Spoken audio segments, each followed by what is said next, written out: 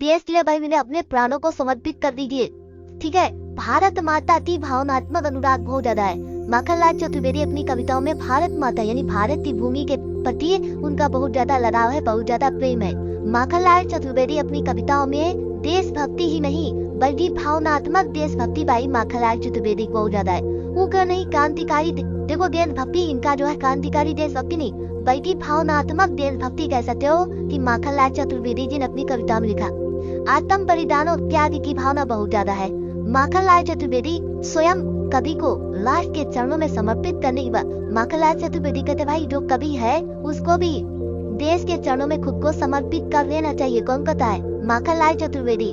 बलिदान की बात करते कि भाई देश के लिए अपने प्राणों का भी बलिदान देना भाई मेरे सबसे बड़ी बात है। कौन कहता है? माखनलाल चतुर्वेदी। प्रकृति और मानवीय संवेदना वाला कवि है। माखनलाल चतुर्वेदी अपनी कविताओं में प्रकृति का भी सुंदर चित्रण किया है। जैसे प्रकृति कह सकते हो, जैसे झील, झरना, नदी, तालाब, पहाड़, इसका भी सुंदर चित्रण उन्होंने अपनी कविताओं में किया है।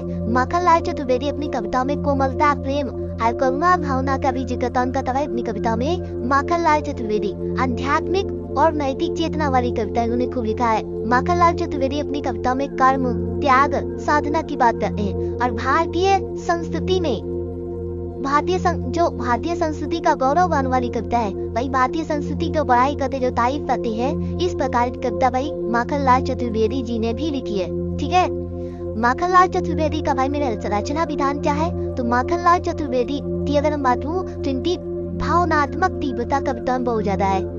गीतात्मक कविता यानी माखनलाल चतुर्वेदी की कविताओं को भाई मेरे आप गीत की तरह यानी गाने की तरह आप इसको क्या कर सकते हैं भाई मेरे गा भी सकते हैं। इस प्रकार की कविता खूब लिखते हैं माखनलाल चतुर्वेदी।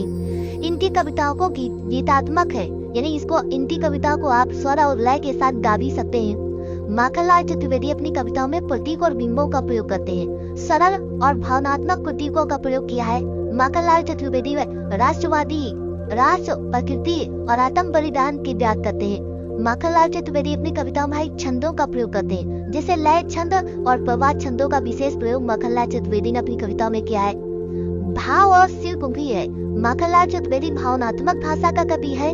राष्ट्रवादी कविता तो लिखता है लेकिन बहुत भावुक होकर के राष्ट्रवादी कविता लिखते हैं। ठीक है, माखनलाल चतुर्वेदी की भाई मेरे भाषा कैसी है? तो माखनलाल चतुर्वेदी कह सकते भाई भाषा सरल भाषा और खरी बोली भाषा का प्रयोग किया। माखनलाल चतुर्वेदी कैसी भाषा बोलते भाई? खरी बोली हिंदी का प्रयोग किया है। उनकी कविता में अगर आप देखो खरी बोली हिंदी है।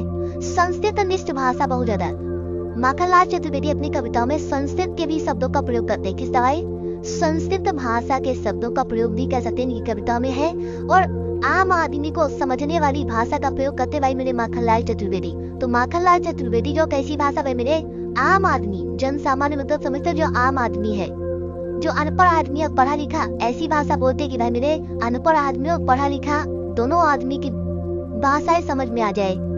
माखनलाल चतुर्वेदी की शैली कैसे है? तो माखनलाल चतुर्वेदी गीतात्मक शैली है, भावनात्मक शैली है और वीर रस की कविता खूब लिखते हैं। इनके वीर रस में कह सकते भाई मेरे भावना बहुत ज्यादा है। सहज और सरल भाषा का प्रयोग इन्होंने कह सकते अपनी कविताओं में किया है। माखनलाल चतुर्वेदी कह सकते अपनी कविताओं में अलंकारों का प्रयोग करते, जैसे उपमा अलंकार है, रूपक अलंकार है और अलंकारिक भाषा का प्रयोग करने के लिए इन्होंने खूब ज्यादा प्रयोग किया है। अगर बात हो माखनलाल चतुर्वेदी की, इन्होंने अपनी कविताओं में राष्ट्रवाद, देश प्रेम को लेकर के कविता लिखी है। इन्होंने त्याग और बलिदान की बात करते हैं। माखनलाल चतुर्वेदी भाई गीतात्मक कविता लिखते हैं और माखनलाल चतुर्वेदी की जो राष्ट्रवाद है, जो देशभक्ति है, वो भावनात्मक है। भावना में बह करके राष्ट्रवाद और देश प्रेम की बात कौन करता भाई? माखनलाल चतुर्वेदी। तो माखनलाल चतुर्वेदी कह सकते इन्होंने देश प्रेम, राष्ट्रवाद तो कविता तो लिखी है इस प्रकार की, लेकिन भावुक होकर के कविता लिखते हैं। भाव बहुत ज्यादा इमोशनल कवि है कह सकते हो भाई मेरे। भावुक होकर के देश प्रेम और राष्ट्रवादी कविता कौन लिखता भाई मेरे?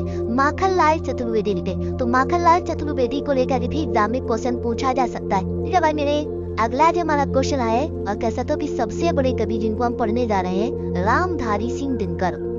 इनको कह सकते हैं, इनको भी राष्ट्रकवि कहा जाता है।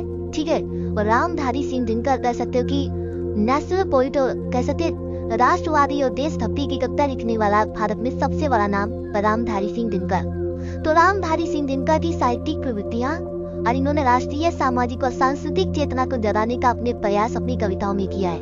रामधारी सिंह दिनकर की बात करेंगे तो इनकी क्या है, क्योंकि ये एग्जाम में आता जरूर है। रामधारी सिंह दिनकर हिंदी साहित्य के सबसे महत्वपूर्ण कवियों में से बड़ा नाम है रामधारी सिंह दिनकर, और राष्ट्रीय कवि की उपाधि इनको भारत सरकार की तरफ से मिली। रामधारी सिंह दिनकर अपनी कविताओं में वीर रस योग्यता भाई मेरे खूब लेते हैं, और क्रांतिकारी चेतना वाली कविता इन्होंने लिखा भाई रामधारी सिंह दिनकर। ठीक है, रामधारी सिंह दिनकर अपनी कविताओं में विद्रोह की बात करते हैं, विद्रोही स्वभाव रामधारी सिंह दिनकर का है। वीरता की बात करते हैं, मानवता की बात करते हैं अपनी कविताओं में रामधारी सिंह दिनकर, और सांस्कृतिक चेतना को लेकर के स्वर रामधारी सिंह दिनकर की कविताओं में हमको दिखाई देता है। वह केवल कविता सुंदरता के लिए नहीं बल्कि समाज और राष्ट्र को जगाने का माध्यम है। रामधारी सिंह दिनकर कहते कि मैं जो कविता लिखता हूँ कोई सुंदरता के लिए नहीं, बल्कि मेरी कविता जो है अपने समाज और देश को जगाने के लिए हमने कविता लिखी है। तो समाज को जगाने का और देश को जगाने वाली कविता कौन लिखता है मेरे? रामधारी सिंह दिनकर लिखते हैं। कविता कोई कह सकते हो कि हास्य का माध्यम नहीं, मनोरंजन का माध्यम नहीं, बल्कि कविता जो है देश और राष्ट्र को जगाने वाला माध्यम कौन कहता है? रामधारी सिंह दिनकर। तो रामधारी दिनकर की भाई मेरे राष्ट्रीय चेतना क्या? तो रामधारी सिंह दिनकर ने अपनी कविताओं में देशभक्ति को लेकर के, राष्ट्रवाद को लेकर के उन्होंने खूब कविता लिखी है। रामधारी सिंह दिनकर कहते हैं कि अंग्रेजों ने जो भारत को गुलाम बना रखा है, इसके लिए भाई हमको लड़ना पड़ेगा, संघर्ष करना पड़ेगा। इसकी प्रेरणा कौन देता अपनी कविताओं में? रामधारी सिंह दिनकर। रामधारी सिंह दिनकर कहते भाई जो अंग्रेजी शासन है, जो विदेशी शासन है, इसके खिलाफ भाई हमको आवाज उठानी पड़ेगी। कौन कहता भाई मेरे? रामधारी सिंह दिनकर। रामधारी सिंह दिनकर गुलामी, अंग्रेजों की गुलामी से छुटकारे वाली बात करते हैं, और भारत के स्वाभिमान की बात करते हैं, और कहते हैं हमें अपने आत्म सम्मान के लिए, सेल्फ रिस्पेक्ट के लिए भाई मेरे हमको अंग्रेजों के खिलाफ भैया मेरे दो हाथ करने की जरूरत है। राष्ट्र के लिए भाई मेरे सब कुछ समर्पित कर दो। रामधारी सिंह दिनकर अपनी कविताओं कहते भाई मेरे कि हम लोगों को अपने देश के लिए भाई मेरे प्राणों की भी बाजी लगा देनी चाहिए। अपने प्राण भी दे दो भाई देश के लिए, तो ये भी कम है। ये कौन कहता भाई मेरे? रामधारी सिंह दिनकर रहते हैं। रामधारी सिंह कैसे सो कि राष्ट्रवाद, देश प्रेम और देशभक्ति की कविता जो है रामधारी सिंह दिनकर ने भाई मेरे सबसे ज्यादा लिखी। शौर्य और बलिदान की कविताएं इनकी बहुत ज्यादा है। इनका स्वर क्या है? जैसे इनकी प्रमुख काव्य है, जैसे इन्होंने रेणुका, हुंकार और कुरुक्षेत्र जैसी कविताओं में कह सकते हैं उन्होंने अपनी कविताओं में देशभक्ति, राष्ट्रवाद की बातें की है। दूसरा इनकी सामाजिक चेतना क्या है? रामधारी सिंह दिनकर अपनी कविताओं में भारतीय समाज को लेकर भी उन्होंने भाई मेरे खूब लिखा है। रामधारी सिंह दिनकर अपनी कविताओं में भारतीय समाज में जो समस्याएं हैं, भारतीय समाज में शोषण है, अन्याय है, गरीबी है, भुखमरी है, जातिवाद है, छुआछूत है,